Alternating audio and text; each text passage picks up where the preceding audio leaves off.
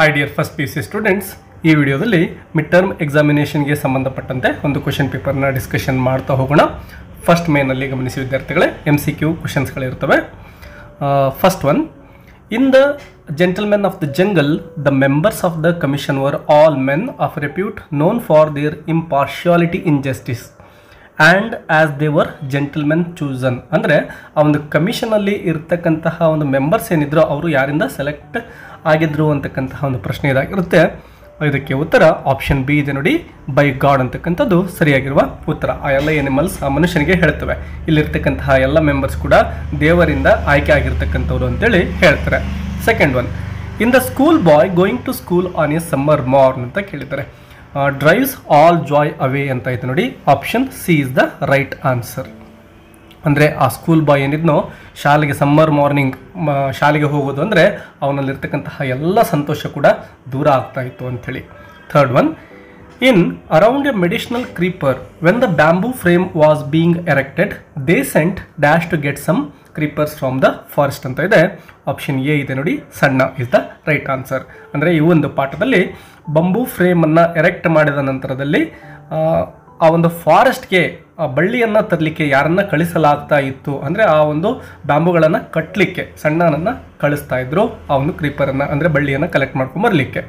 Fourth one, the creeper in around a medicinal creeper has small leaves resembling betel leaves and bears fruits like grapes ಅಂತಕ್ಕಂಥದ್ದು. Option B is the right answer. Fifth one, in Oru Manushyan by tradition the people in the big city were professional soldiers. ಅಂದರೆ ಆ ಒಂದು big ಸಿಟಿಯಲ್ಲಿ ಇರ್ತಕ್ಕಂತಹ ಜನಗಳ ಒಂದು profession ಏನಾಗಿರ್ತಾ ಇತ್ತಪ್ಪ ಅಂದರೆ ಸೋಲ್ಜರ್ಸ್, ಅಂದರೆ ಅವರೆಲ್ಲರೂ ಕೂಡ ಸೈನಿಕರಾಗಿ ಕೆಲಸವನ್ನು ಮಾಡಿದಂತಹ ವ್ಯಕ್ತಿಗಳೇ ಆಗಿರ್ತಾ ಇದ್ರು. Match the column A with column B related to Oru Manushyan. So Oru ಮನುಷ್ಯನಿಂದ ಸಂಬಂಧಪಟ್ಟಂತೆ ಇಲ್ಲಿ ನೀವೇನು ಮಾಡಬೇಕು, ಮ್ಯಾಚಿಂಗ್ ಮಾಡಬೇಕು. ಮೊದಲನೇ ನೋಡಿ ನರೇಟರ್ ಅಂತ ಇದೆ, ಇಲ್ಲಿ ಆಪ್ಷನ್ ಎ ನೋಡಿ learn to write addresses in English ಅಂತ ಇದೆ. ನರೇಟರ್ ಮಾಡ್ತಾ ಇದ್ದದ್ದು ಏನಪ್ಪ ಅಂದರೆ ಟೀಚ್ ಮಾಡ್ತಾ ಇದ್ದದ್ದು ಅಡ್ರೆಸ್ಸನ್ನು ಬರೀಲಿಕ್ಕೆ. ಸೊ ಆಪ್ಷನ್ ಸಿ ಇದೆ ನೋಡಿ, ಇದು ಸರಿಯಾಗಿರ್ತಕ್ಕಂಥದ್ದು. ಒಂದನೇದಕ್ಕೆ ಸಿ ಬರುತ್ತೆ. ಅದೇ ರೀತಿ ಸೆಕೆಂಡ್ ಒನ್, ಮೈಗ್ರೆಂಟ್ ಲೇಬರರ್ಸ್ ಏನಿದ್ರು ಅವರು learn to write address in English ಅನ್ನೋದು ಸರಿಯಾಗಿರ್ತಕ್ಕಂತಹ ಉತ್ತರ ಆಗುತ್ತೆ. ಸೊ ಮೈಗ್ರೆಂಟ್ ಲೇಬರ್ಸ್ಗೆ A is the right answer. ಇನ್ನು man with a red turban ಅಂತ ಏನಿದೆನೋ ಹ್ಯಾಂಡಲ್ ಬಾರ್ ಮೌಸ್ಟ್ಯಾಶ್ ಅಂತಕ್ಕಂಥದ್ದು ಅಂದರೆ ಬಿ ಸರಿಯಾಗಿರುವ ಉತ್ತರ. ಅಂದರೆ ಒಂದನೇದಕ್ಕೆ ಸಿ ಇರಬೇಕು, ಎರಡನೇದಕ್ಕೆ ನೋಡಿ ಎರಡನೇದಕ್ಕೆ ಎ ಇರಬೇಕು ಮತ್ತು ಥರ್ಡ್ ಒನ್ ಏನಿರಬೇಕು ಅಂದರೆ ಬಿ ಇರಬೇಕು. ಈ ರೀತಿ ಸಿ ಎ ಬಿ ಇರ್ತಕ್ಕಂಥದ್ದನ್ನು ಗಮನಿಸಿ. ಸಿ ಎ ಬಿ ಇಲ್ಲ, so this is wrong. C A B ಇಲ್ಲ, wrong answer. C A B ಇಲ್ಲ, wrong answer. C A B yes ಸರಿಯಾಗಿರ್ತಕ್ಕಂಥದ್ದು ಕೊನೆಯ ಆಯ್ಕೆ option D is the right answer. Seventh one, according to the poet of money madness, if a person has no money they will give him dash so that he does not die. ಅಂದರೆ ಈ ಒಂದು money madness ಪೋಯಮಲ್ಲಿ ಒಬ್ಬ ವ್ಯಕ್ತಿಗೆ ತಿನ್ನಲಿಕ್ಕೆ ಏನೂ ಇಲ್ಲ ಅಂದರೆ ಜನಗಳು ಏನು ಮಾಡ್ತಾರೆ ಅಂದರೆ ದುಡ್ಡಿಲ್ಲ ಅಂದರೆ ಏನು ಮಾಡ್ತಾರೆ, ಅವನು ಸಾಯಬಾರ್ದು ಅಂಥೇಳಿ they give little bread. Option B is the right answer. ಅವರೆಲ್ಲರೂ ಕೂಡ ಲಿಟಲ್ ಬ್ರೆಡನ್ನು ಕೊಡ್ತಾರೆ. ಏಯ್ತ್ ಒನ್, ಸ್ಟೇಟ್ಮೆಂಟ್ ಮತ್ತು ರೀಸನ್ಗಳನ್ನು ಕೊಟ್ಟಿದ್ದಾರೆ. The rod is spared in my school says Babar. Rod ಅಂದರೆ ಇಲ್ಲಿ ಹೊಡೆಯತಕ್ಕಂತಹ ಒಂದು ಕೋಲು ಅಂತೇಳಿ ಅರ್ಥ ಮಾಡ್ಕೊಳ್ಳೋಣ. ಸೊ ನನ್ನ ಶಾಲೆಯಲ್ಲಿ ಹೊಡೆಯಲಿಕ್ಕೆ ಕೋಲನ್ನು ಬಳಸೋದಿಲ್ಲ ಅಂಥೇಳಿ ಬಾಬರಲ್ಲಿ ಹೇಳ್ತಾನೆ. Reason, the narrow age gap does not work to their advantage. Yes, ಇವೆರಡರಲ್ಲಿ ಸರಿಯಾಗಿರ್ತಕ್ಕಂಥದ್ದು ಯಾವುದು ಅಂತ ಹೇಳಿದರೆ ನೋಡಿ, ಇಲ್ಲಿ ರೀಸನ್ ಏನಿದೆನೋ the narrow age gap does not work ಅಂತ ಇದೆ. ಆ್ಯಕ್ಚುಲಿ ಅದು ವರ್ಕ್ ಆಗುತ್ತೆ, ಸೊ ಇದು ತಪ್ಪಾಗಿರುತ್ತೆ. ಸೊ ಇಲ್ಲಿ ರೀಸನ್ ಏನಾಗಿರುತ್ತೆ, ರಾಂಗ್ ಆಗಿರುತ್ತೆ. ಬಟ್ ಸ್ಟೇಟ್ಮೆಂಟ್ ಏನಿದೆ ಅದು ಸರಿಯಾಗಿದೆ. ಸೊ ಸ್ಟೇಟ್ಮೆಂಟ್ ಈಸ್ ಟ್ರೂ ಅಂತಕ್ಕಂತಹ ಆಪ್ಷನ್ ಸರಿಯಾಗುತ್ತೆ. ಆಪ್ಷನ್ ಎ ಗಮನಿಸಿ, ಓನ್ಲಿ ಸ್ಟೇಟ್ಮೆಂಟ್ ಈಸ್ ಟ್ರೂ ಅನ್ನೋದು ಸರಿಯಾಗಿರುವ ಆಯ್ಕೆ. Ninth one, Babar lives in Bhabta neighbourhood of dash village in West Bengal's Murshidabad. So ಈ ಬಾಬರ್ ಅಲಿ ಅವರು ಎಲ್ಲಿ ವಾಸ ಮಾಡ್ತಾ ಇದ್ದಾರೆ ಅಂತಕ್ಕಂತಹ ಒಂದು ಪ್ರಶ್ನೆ ಇದಾಗಿರುತ್ತೆ. ನೋಡಿ ಗಂಗಾಪುರ್ ಅಂತಕ್ಕಂಥದ್ದು ಆಪ್ಷನ್ ಬಿ ಇದೆ ಅಲ್ವಾ, ಇದು ಸರಿಯಾಗಿರ್ತಕ್ಕಂಥದ್ದು. ಆಪ್ಷನ್ ಎ ನೋಡಿ ಗಗನ್ಪುರ್ ಅಂತ ಇದೆ, ಸ್ವಲ್ಪ ನೀವು ಮಾಡಿಬಿಟ್ರೆ ಮಿಸ್ಟೇಕ್ ಮಾಡಿಬಿಡ್ತೀರ. ಗಗನ್ಪುರ್ ಅಲ್ಲ, Gangapur. 10th one, the sacred cow would scrape her body on the dash of the tree in if I was a tree. So ಆ ಒಂದು ಸಾಕ್ರೆಡ್ ಕೌ ಏನಿರುತ್ತೋ ಅದರ ಒಂದು ಬಾಡಿಯನ್ನು ಯಾವುದಕ್ಕೆ ಅದು ಉಜ್ಜುತ್ತೆ ಅಂತ ಕೇಳಿದ್ದಾರೆ. ಇಲ್ಲಿ option D is the right answer, bark. ಇನ್ನು ಬಿ ನೋಡಿ, choose the correct form of the verb that agrees with the subject. ಅಂದರೆ ಸಬ್ಜೆಕ್ಟ್ ವರ್ಬ್ ಅಗ್ರಿಮೆಂಟ್ಗೆ ಸಂಬಂಧಪಟ್ಟಂತಹ ಪ್ರಶ್ನೆಯನ್ನು ಇಲ್ಲಿ ಕೇಳಲಾಗಿದೆ ವಿದ್ಯಾರ್ಥಿಗಳೇ. ಸುಮಾರು 3 ಅಂಕಗಳಿಗೆ ಈ ಒಂದು ಪ್ರಶ್ನೆಯನ್ನು ಕೊಟ್ಟಿರ್ತಾರೆ. There dash 800 students. ನೋಡಿ ವಿದ್ಯಾರ್ಥಿಗಳೇ, ಇಲ್ಲಿ 800 ವಿದ್ಯಾರ್ಥಿಗಳಿದ್ದಾರೆ, ಅಂದರೆ ಪ್ಲೂರಲ್ ಆಗಿದೆ. ಸೊ ಇಲ್ಲಿ ಈಸ್ ಮತ್ತು ಆರ್ಗಳಲ್ಲಿ ಪ್ಲೂರಲ್ ವರ್ಬ್ ಯಾವುದಪ್ಪ ಅಂದರೆ ಆರ್ ಅಂತಕ್ಕಂಥದ್ದು. ಸೊ ಫಸ್ಟ್ ಒನ್ ಏನಿದೆನೋ ಅಲ್ಲಿ ನೀವು ಆರ್ ಅಂತೇಳಿ ಫಿಲ್ ಮಾಡಬೇಕಾಗುತ್ತೆ. There are 800 students in Anand Shiksha Niketan Babar Ali. ನೋಡಿ ವಿದ್ಯಾರ್ಥಿಗಳೇ, ಬಾಬರ್ ಅಲಿ ಅಂತಕ್ಕಂಥದ್ದು ಸಿಂಗ್ಯುಲರ್ ಆಗಿದೆ ಅಲ್ವಾ, ಸಬ್ಜೆಕ್ಟ್ ಏನಾಗಿದೆ ಸಿಂಗ್ಯುಲರ್ ಆಗಿದೆ. ಸೊ ಸಿಂಗ್ಯುಲರ್ ಆಗಿದ್ದು ಈ ಒಂದು ಸೆಂಟೆನ್ಸ್ ಏನಿಲ್ಲಿ ಪ್ಯಾರಾಗ್ರಾಫ್ ಕೊಡಲಾಗಿದೆನೋ ಅದು ಸಿಂಪಲ್ ಪ್ರೆಸೆಂಟ್ ಟೆನ್ಸಲ್ಲಿದೆ. ಇದು ನೆನಪಿರಲಿ ನಿಮಗೆ, ಸಿಂಪಲ್ ಪ್ರೆಸೆಂಟ್ ಟೆನ್ಸಲ್ಲಿ ಇರ್ತಕ್ಕಂಥದ್ದು. ಸೊ ಈ ರೀತಿ ಇದ್ದಾಗ ಸಬ್ಜೆಕ್ಟ್ ಸಿಂಗ್ಯುಲರ್ ಬಂದರೆ ಆಗ ನಾವು ವರ್ಬ್ಗೆ ಏನು ಮಾಡ್ತೀವಿ ಅಂದರೆ ಎಸ್ ಅನ್ನು ಸೇರಿಸಬೇಕು. ಸೊ ಇಲ್ಲಿ ಗಿವ್ ಇರೋದು ಗಮನಿಸಿ, ಗಿವ್ಸ್ ಅಂತ ಏನಿದೆನೋ ಅಂದರೆ ವರ್ಬ್ಗೆ ಗಿವ್ ಅನ್ನೋ ಪದಕ್ಕೆ ಎಸ್ ಸೇರ್ಕೊಂಡಿರೋ ಪದವನ್ನೇ ಸೆಲೆಕ್ಟ್ ಮಾಡ್ಕೋಬೇಕು.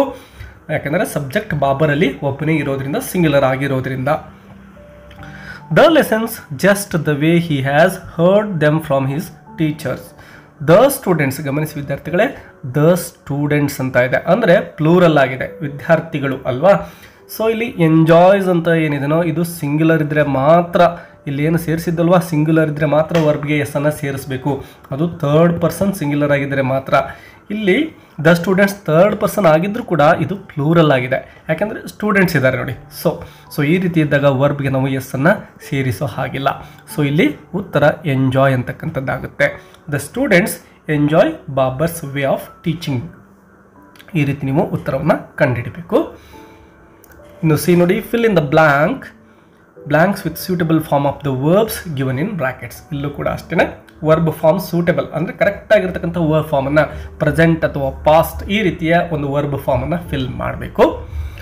When the narrator didn't pay. ವಿದ್ಯಾರ್ಥಿಗಳೇ ಗಮನಿಸಿ, ಇಲ್ಲೊಂದು ಕ್ಲೂ ಸಿಗ್ತಾ ಇದೆ ನಮಗೆ, ವರ್ಬ್ ಪ್ರೆಸೆಂಟ್ ಫಾರ್ಮಲ್ಲಿ ಫಿಲ್ ಮಾಡಬೇಕಾ ಅಥವಾ ಪಾಸ್ಟಲ್ಲಿ ಫಿಲ್ ಮಾಡಬೇಕಾ ಅಂತೇಳಿ. ಇಲ್ಲಿ ಡಿಡ್ ಅಂತ ಇದೆ ಅಂದರೆ ಸೊ ಇದೊಂದು ಪಾಸ್ಟ್ ಆಗಿದೆ. ಡಿಡ್ ಅನ್ನೋದು ಪಾಸ್ಟಲ್ಲಿರೋ ಒಂದು ಪ್ಯಾಸೇಜ್ ಅಂತ ನಮಗೆ ಕ್ಲೂ ಅನ್ನು ಕೊಡ್ತಾ ಇದೆ.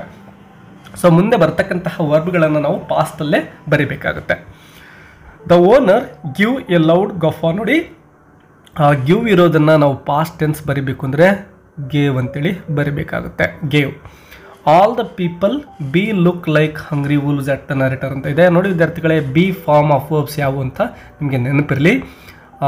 ಆಮ್, ಈಸ್, ಆರ್, ವಾಸ್ ವರ್ಗಳನ್ನು ಬಿ ಫಾರ್ಮ್ ಆಫ್ ವರ್ಬ್ಸ್ ಅಂತ ಕರಿತೇವೆ ನಾವು.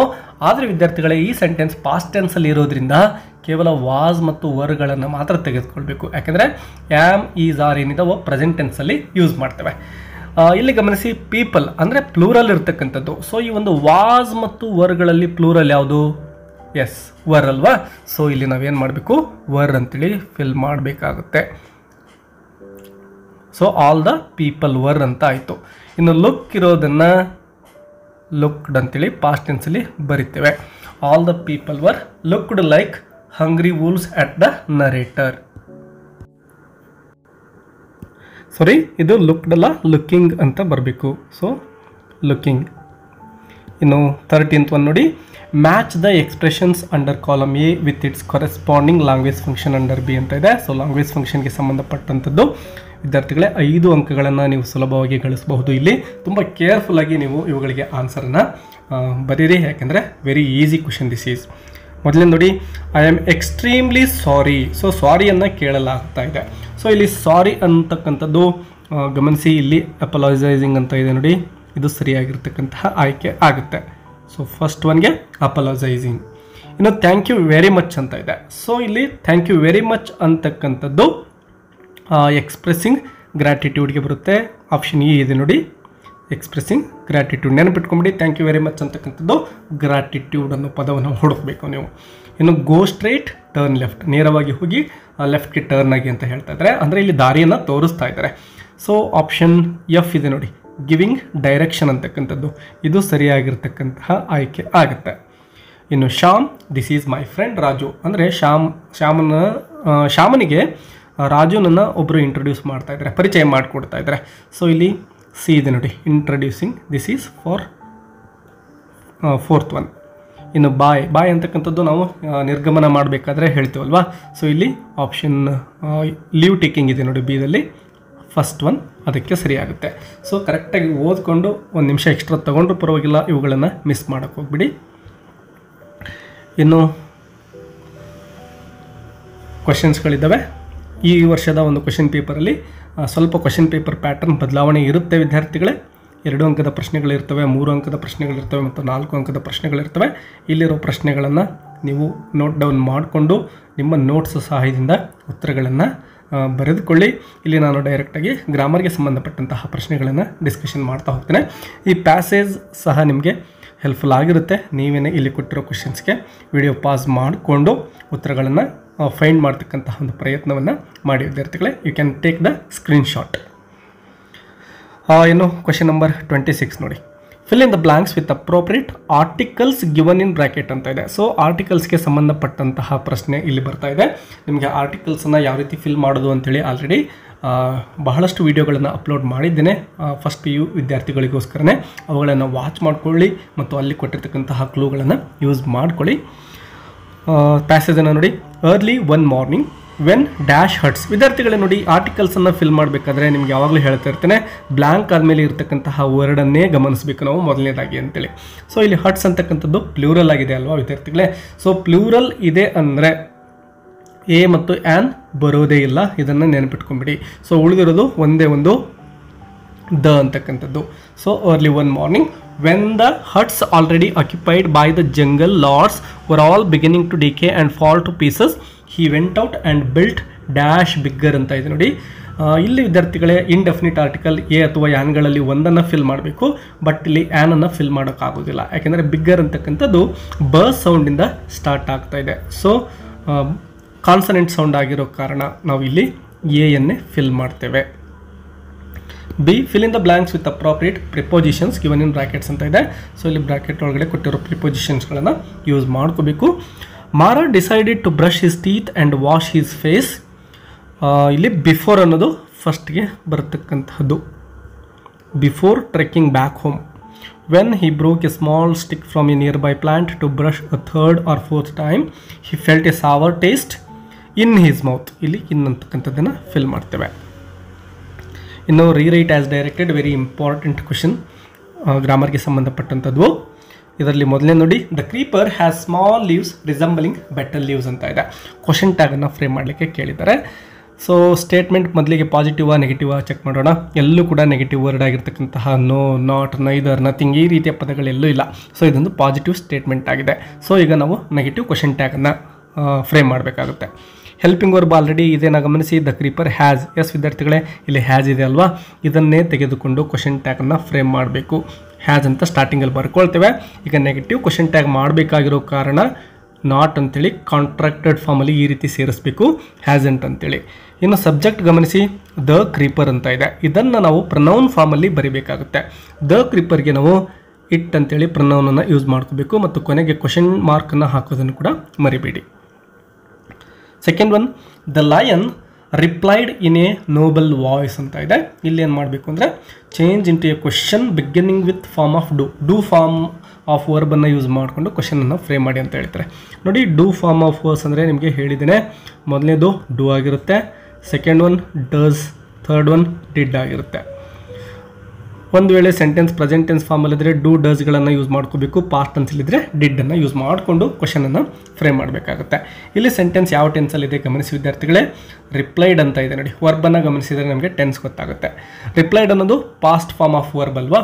ಸೊ ಈಗ ನಾವು ಡಿಡ್ಡನ್ನು ತೆಗೆದುಕೊಂಡು ಕ್ವಶನನ್ನು ಫ್ರೇಮ್ ಮಾಡಬೇಕು. ಸೊ ಸ್ಟಾರ್ಟಿಂಗಲ್ಲಿ ಡಿಡ್ ಅಂತ ಬರೆದುಕೊಳ್ತೇವೆ. ಈಗ ಸಬ್ಜೆಕ್ಟನ್ನು ಬರೆದುಕೊಳ್ತೇವೆ. ನೆಕ್ಸ್ಟ್ ದ ಲಯನ್ ಅನ್ನೋದು ಸಬ್ಜೆಕ್ಟ್ ಅಲ್ವಾ. ಡಿಡ್ ದ ಲಯನ್ ರಿಪ್ಲೈಡ್ ಇರೋದನ್ನು ವಿದ್ಯಾರ್ಥಿಗಳೇ V1ನಲ್ಲಿ ಬರೀಬೇಕು. ಅಂದರೆ ವರ್ಬ್ ಫಾರ್ಮ್ 1ಅನ್ನು ಬರೀಬೇಕು, ಯಾಕಂದರೆ ಡಿಡ್ಡನ್ನು ಬರೆದಿರ್ತೇವೆ ಆಲ್ರೆಡಿ. ಹಾಗಾಗಿ reply, did the lion reply in a noble voice ಇರೋದನ್ನು ಕೊನೆಗೆ ಬರೀರಿ ವಿದ್ಯಾರ್ಥಿಗಳೇ. ಇನ್ ಅ ನೋಬಲ್ ವಾಯ್ಸ್ ಅಂತ ಬರೆದು ಕೊನೆಗೆ ಕ್ವಶನ್ ಮಾರ್ಕನ್ನು ಹಾಕಬೇಕು. ಸೊ ಕ್ವಶನ್ ಏನಾಗುತ್ತೆ, did the lion reply in a noble voice ಅಂತೇಳಿ ಕ್ವಶನ್ ಫ್ರೇಮ್ ಆಗುತ್ತೆ. Third one, the narrator took off his coat. ಇಲ್ಲಿ WH ಕ್ವಶನನ್ನು ಫ್ರೇಮ್ ಮಾಡಲಿಕ್ಕೆ ಕೇಳಿರ್ತಾರೆ ವಿದ್ಯಾರ್ಥಿಗಳೇ. ನೋಡಿ ಅಂಡರ್ಲೈನ್ ಮಾಡಿರೋ ಪದ ಹಿಸ್ ಕೋಟ್ ಅಂತ ಇದೆ. So the narrator took off his coat. So ಅವನ ಕೋಟನ್ನು ನರೇಟರ್ ತೆಗುತ್ತಾನೆ ಅಂತೇಳಿ. ಟುಕ್ ಆಫ್ ನೋಡಿ, ಟುಕ್ ಅನ್ನೋದು ಕೂಡ ಪಾಸ್ಟ್ ಟೆನ್ಸಲ್ಲಿದೆ. ಮೊದಲನೇದಾಗಿ ಹೀಸ್ ಕೋಟ್ಗೆ ಯಾವ WH ವರ್ಡನ್ನು ಯೂಸ್ ಮಾಡ್ಕೋಬೇಕು? ವಾಟ್ ಅಂತಕ್ಕಂಥದ್ದು ಸೂಟೇಬಲ್ ಆಗುತ್ತಲ್ವಾ. ಸೊ ಇಲ್ಲಿ ವಾಟ್ ಅಂತೇಳಿ ಸ್ಟಾರ್ಟಿಂಗಲ್ಲೇ WH ವರ್ಡನ್ನು ಬರ್ಕೊಳ್ತೇವೆ. ಇನ್ನು ಟುಕ್ ಅನ್ನೋದು ಪಾಸ್ಟ್ ಟೆನ್ಸಲ್ಲಿ ಇದ್ದಿದ್ದರಿಂದ ವಾಟ್ ಡಿಡ್, ಹೆಲ್ಪಿಂಗ್ ವರ್ಬ್ ಡಿಡ್ಡನ್ನು ತೆಗೆದುಕೊಳ್ಬೇಕು. ಇನ್ನು ಸಬ್ಜೆಕ್ಟ್ ಏನಿದೆ ದ ನರೇಟರ್ ಇದೆ ಅಲ್ವಾ, ಅದನ್ನು ಬರೆದುಕೊಳ್ತೇವೆ. What did the narrator took off ಇರೋದನ್ನು ಟೇಕ್ ಆಫ್ ಅಂಥೇಳಿ ಬರಿಬೇಕು, ಯಾಕೆಂದರೆ ಆಲ್ರೆಡಿ ಡಿಡ್ಡನ್ನು ತೆಗೆದುಕೊಂಡಿರೋ ಕಾರಣ. What did the narrator take off ಅಂತ ಬರೆದು ಕೊನೆಗೆ ಕ್ವಶನ್ ಮಾರ್ಕನ್ನು ಹಾಕಬೇಕು. ಇನ್ನು question number 28, complete the dialogue. So ಇಲ್ಲಿ ಡೈಲಾಗ್ ಏನು ಕೊಟ್ಟಿರ್ತಾರೋ ಅದನ್ನು ಕಂಪ್ಲೀಟ್ ಮಾಡಿ ಅಂತ ಹೇಳಿರ್ತಾರೆ. ಸುಮಾರು 4 ಅಂಕ ಇದ್ದಾವೆ ನೋಡಿ ವಿದ್ಯಾರ್ಥಿಗಳೇ. It is also very easy question, don't skip this question. ಮೊದಲನೇದಾಗಿ ನೋಡಿ ಹಾಯ್ ಆದರ್ಶ್ ಅಂತ ಇದೆ. ನೆಕ್ಸ್ಟ್ ಆದರ್ಶ್ ಹೇಳ್ತಕ್ಕಂಥದ್ದನ್ನು ಐ ಆಮ್ ಫೈನ್ ಅಂತ ಇರೋದನ್ನು ಗಮನಿಸಿ. ಸೊ ನಮಗೆ ಇಲ್ಲೊಂದು ಕ್ಲೂ ಇದು ಸಿಗ್ತಾ ಇದೆ. ಹೇಗಿದೆಯಾ ಅಂತ ಕೇಳ್ತಕ್ಕಂತಹ ಪ್ರಶ್ನೆಗೆ ಉತ್ತರನೇ ಐ ಆಮ್ ಫೈನ್ ಅಲ್ವಾ. ಸೊ ಇಲ್ಲಿ ನಾವೇನು ಮಾಡಬೇಕು? How are you. ನೋಡಿ ವಿದ್ಯಾರ್ಥಿಗಳು ಇಲ್ಲಿ ಆಲ್ರೆಡಿ ಕೊಟ್ಬಿಟ್ಟಿದ್ದಾರೆ, ಇದನ್ನೇ ನಾವು ಇಲ್ಲಿ ಬರೋದ್ರೂ ಸಾಕಾಗುತ್ತೆ. Hi Adarsh, how are you ಅಂತೇಳಿ ಬರೆದ್ರೆ ಸಾಕು. You will get 1 marks for this statement. Next I am fine dash how are you Rekha ಅಂತ ಇದೆ. ಐ ಆಮ್ ಫೈನ್ ಆದಮೇಲೆ ಥ್ಯಾಂಕ್ ಯು ಅಂತೇಳಿ ಬರಿಬೇಕಾಗುತ್ತೆ. ಥ್ಯಾಂಕ್ ಯು ಇಷ್ಟು ಬರೆದ್ರೆ ನಿಮಗೆ 1 ಅಂಕ ಸಿಗುತ್ತೆ ನೋಡಿ ವಿದ್ಯಾರ್ಥಿಗಳೇ. ಇನ್ನು next I am fine too thank you we have a party at home today dash. ಇಲ್ಲಿ ಕ್ವಶನ್ ಮಾರ್ಕನ್ನು ಗಮನಿಸಿ. ಸೊ ಇಲ್ಲಿ ಒಂದು ಪಾರ್ಟಿ ಇದೆ ಅಂತ ಹೇಳ್ತಾ ಇದ್ದಾರೆ. ಸೊ ಪಾರ್ಟಿಗೆ ನೀನು ಬರ್ತೀಯಾ ಅಂತೇಳಿ ಕೇಳ್ತಾ ಇರ್ತಕ್ಕಂತಹ ಒಂದು ಕ್ವಶನನ್ನು ನೀವು ಫ್ರೇಮ್ ಮಾಡಬೇಕಾಗುತ್ತೆ. Will you join us, will you join us ಅಂತೇಳಿ ಬರಿಬೋದು, ಅಥವಾ will you come to our party ಅಂತ ಏನಾದರೂ ಒಂದು ಸೆಂಟೆನ್ಸನ್ನು ಬರೀರಿ.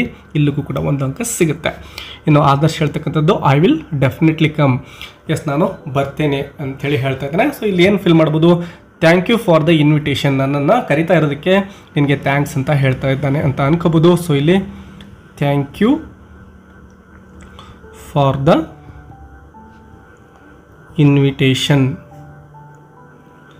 ಈ ರೀತಿ ಏನಾದರೂ ಫಿಲ್ ಮಾಡೋದು. ಡೆಫಿನೆಟ್ಲಿ ಇಲ್ಲಿ ನೋಡಿ ಐ ವಿಲ್ ಡೆಫಿನೆಟ್ಲಿ ಕಮ್ ಅಂತ ಇದೆ. I will not miss, I will definitely come. ಇಲ್ಲಿ ಐ ವಿಲ್ ನಾಟ್ ಮಿಸ್ ಅಂತನಾದರೂ ಬರಿಬಹುದು. ಸೊ ಒಂದು ಸೆಂಟೆನ್ಸನ್ನು ಮೀನಿಂಗ್ಫುಲ್ ಆಗಿ ಬರೆದ್ರೆ you will get 1 marks here also. So total 4 marks you will get for this question. ಇನ್ನು ನೆಕ್ಸ್ಟ್ ನೋಡಿ ಒಂದು ಟೇಬಲನ್ನು ಕೊಡಲಾಗಿದೆ. ಆ ಟೇಬಲ್ಗೆ ಸಂಬಂಧಪಟ್ಟಂತೆ ಇಲ್ಲಿ 4 ಪ್ರಶ್ನೆಗಳನ್ನು ಕೊಟ್ಟಿದ್ದಾರೆ, ಗಮನಿಸ್ಬೋದು. ಅವುಗಳಿಗೆ ಉತ್ತರಿಸಬೇಕಾಗುತ್ತೆ. ಮೊದಲನೇದು ನೋಡಿ, which country has the highest number of silver medals. ಯಾವ ದೇಶ ಹೈಯೆಸ್ಟ್ ನಂಬರ್ ಆಫ್ ಸಿಲ್ವರ್ ಮೆಡಲ್ಸನ್ನು ಗೆದ್ದಿದೆ ಅಂತ ಕೇಳಿದ್ದಾರೆ. ಇಲ್ಲಿ ಗಮನಿಸಿ, ಸಿಲ್ವರ್ ಮೆಡಲ್ಸ್ ಟೇಬಲ್ ಇಲ್ಲಿದೆ. ಸೊ ಇಲ್ಲಿ 44 ಇರೋದು ಹೈಯೆಸ್ಟ್ ಆಗಿದೆ ಅಲ್ವಾ. ಸೊ ಯುನೈಟೆಡ್ ಸ್ಟೇಟ್ಸ್ ಅನ್ನೋದು ಮೊದಲನೇದಕ್ಕೆ ಉತ್ತರ ಆಗುತ್ತೆ. ಸೊ ನೀವು ಯುನೈಟೆಡ್ ಸ್ಟೇಟ್ಸ್ ಅಂತೇಳಿ ಉತ್ತರ ಬರೀಬೇಕು. ಇನ್ನು second one, name any one of the countries that have equal number of gold medals. So equal number of gold medals ಅಂದರೆ ಗೋಲ್ಡ್ ಮೆಡಲ್ಗೆ ಸಂಬಂಧಪಟ್ಟಂತೆ ಈಕ್ವಲ್ ಆಗಿರೋದನ್ನು ಗಮನಿಸಿ. ಯುನೈಟೆಡ್ ಸ್ಟೇಟ್ಸ್ ಮತ್ತು ಚೈನಾ ಇವೆರಡೂ ಕೂಡ ಈಕ್ವಲ್ ನಂಬರ್ ಅಂದರೆ 40 ಗೋಲ್ಡ್ ಮೆಡಲ್ಸನ್ನು ಗೆದ್ದಿದ್ದಾವೆ. ಸೊ ಇವೆರಡರಲ್ಲಿ ನೀವೇನು ಮಾಡಬೇಕು? Any one of the countries ಅಂತ ಹೇಳಿದರೆ ಸೊ ನೀವು ಇಲ್ಲಿ ಚೈನಾ ಅಂತ ಬರೀಬಹುದು, ಅಥವಾ ಯುನೈಟೆಡ್ ಸ್ಟೇಟ್ಸ್ ಬರೆದ್ರು ಕೂಡ no problem. Third one, C what is the ranking of the host country. Host country ranking ಯಾವುದು ಅಂತ ಕೇಳಿದರೆ ಇಲ್ಲಿ ಗಮನಿಸ್ಬೋದು, ಹೋಸ್ಟ್ ಅಂತ ಕಾಣಿಸ್ತಾ ಇದೆ. ಸೊ ಇಲ್ಲಿ ಫ್ರಾನ್ಸ್ ಅಂತಕ್ಕಂಥದ್ದು ಹೋಸ್ಟ್ ಮಾಡಿರೋ ದೇಶ ಆಗಿದೆ. ಸೊ ಅದರ ರ್ಯಾಂಕಿಂಗನ್ನು ಗಮನಿಸೋದ್ರೆ ಇಲ್ಲಿ ನೋಡಿ ರ್ಯಾಂಕಿಂಗ್ ಟೇಬಲ್ ಇದೆ, ಅದರ ರ್ಯಾಂಕಿಂಗ್ 5th ಆಗಿದೆ. ಸೊ 5 ಬರೆದ್ರೆ 1 ಮಾರ್ಕ್ಸ್. ನೋಡಿ ಎಷ್ಟೊಂದು ಸಿಂಪಲ್ ಆಗಿದೆ. ಇನ್ನು ಕೊನೆ ಪ್ರಶ್ನೆ, how many bronze medals does Australia have more than Japan. So ಜಪಾನ್ಗಿಂತ ಆಸ್ಟ್ರೇಲಿಯಾ ಎಷ್ಟು ಬ್ರೋಂಜ್ ಮೆಡಲನ್ನು ಜಾಸ್ತಿ ಗೆದ್ದಿದೆ ಅಂತ ಕೇಳಿದರೆ, ಸೊ ಈಗ ಆಸ್ಟ್ರೇಲಿಯಾ ಮತ್ತು ಜಪಾನನ್ನು ಕಂಪೇರ್ ಮಾಡಬೇಕು. ಆಸ್ಟ್ರೇಲಿಯಾ ನೋಡಿ 16 ಬ್ರೋಂಜ್ ಮೆಡಲ್ ಗೆದ್ದಿದೆ, ಜಪಾನ್ 13 ಬ್ರೋಂಜ್ ಮೆಡಲ್ ಗೆದ್ದಿದೆ. ಸೊ ಡಿಫ್ರೆನ್ಸ್ ಎಷ್ಟು? 3 ಅಲ್ವಾ. ಸೊ ಇಲ್ಲಿ ನಾವು 3 ಅಂತ ಬರೆದ್ರೆ ಸಾಕು, 1 ಮಾರ್ಕ್ಸ್ ಸಿಗುತ್ತೆ ವಿದ್ಯಾರ್ಥಿಗಳೇ. ಸೊ ತುಂಬ ಸಿಂಪಲ್ ಆಗಿರುತ್ತೆ. ಟೇಬಲನ್ನು ಕರೆಕ್ಟಾಗಿ ಅಬ್ಸರ್ವ್ ಮಾಡ್ಕೊಳ್ಳಿ. ಯಾವುದೇ ಟೇಬಲ್ ಕೊಟ್ಟರು ಕೂಡ ನೀವು ಈಸಿಯಾಗಿ ಆನ್ಸರ್ ಮಾಡ್ಬೋದು. ಇನ್ನು ಲೆಟರ್ ರೈಟಿಂಗ್ ಇದೆ. ಎಸ್ ವಿದ್ಯಾರ್ಥಿಗಳೇ, ಈ ಒಂದು ಕ್ವಶನ್ ಪೇಪರಲ್ಲಿ ಯಾವುದಾದ್ರೂ ಟಾಪಿಕ್ ಬಗ್ಗೆ ಇನ್ನೂ ನಿಮಗೆ ಡೌಟ್ಸ್ ಇದ್ದರೆ ಅಥವಾ ಹೆಚ್ಚಿನ ಎಕ್ಸಾಂಪಲ್ಸ್ ಬೇಕು ಅಂದರೆ ಆ ಟಾಪಿಕನ್ನು ಕಮೆಂಟ್ ಬಾಕ್ಸಲ್ಲಿ ಮೆನ್ಷನ್ ಮಾಡಿ. ವಿಡಿಯೋವನ್ನು ನಿಮ್ಮ ಫ್ರೆಂಡ್ಸ್ಗೂ ಕೂಡ ಶೇರ್ ಮಾಡ್ಕೊಳ್ಳಿ ಮತ್ತು ವಿಡಿಯೋಗೆ ಒಂದು ಲೈಕ್ ಕೊಡಿ. ಬೇರೆ ಯಾವುದಾದ್ರೂ ಲೆಸನ್ ಬೇಕು ಅಂದರೆ ಅದನ್ನು ಕೂಡ ಕಮೆಂಟ್ ಬಾಕ್ಸಲ್ಲಿ ತಿಳಿಸಿ. ಮತ್ತೆ ಸಿಗೋಣ. Take care and keep learning. All the best.